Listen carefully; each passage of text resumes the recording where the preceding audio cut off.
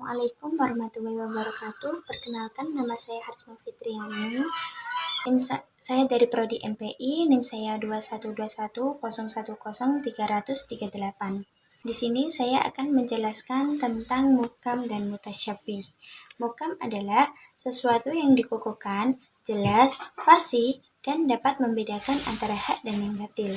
Di dalam Al-Quran, ayat-ayat mukam adalah ayat-ayat yang dapat berdiri sendiri, jelas maknanya, dan tidak perlu pentakwilan. Ayat-ayat mukam biasanya menjelaskan mengenai kefarduan, ancaman, dan janji. Sedangkan ayat mutasyabih adalah ayat yang samar maknanya, atau ayat mutasyabih adalah ayat yang tidak bisa dibedakan antara satu dengan yang lainnya karena adanya kemiripan yang konkret atau abstrak. Dalam ayat-ayat Al-Quran, mukam dan mutasyabih adalah berkebalikan. Jika ayat mukam jelas, maka ayat mutasyabih samar.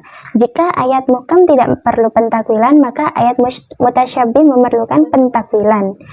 Dalam Al-Quran, ayat-ayat mutasyabih biasanya menjelaskan tentang kisah-kisah dan perumpamaan-perumpamaan.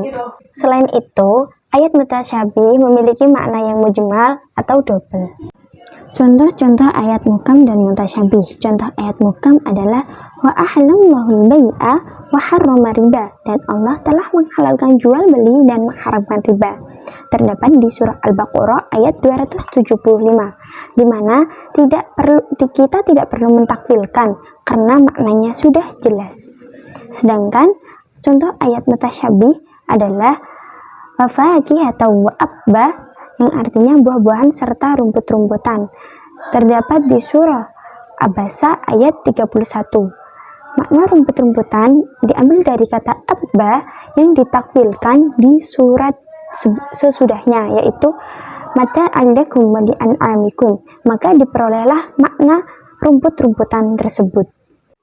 Jadi, kesimpulannya adalah ayat mukam jelas maknanya tanpa pentakwilan dan maknanya sudah gamblang.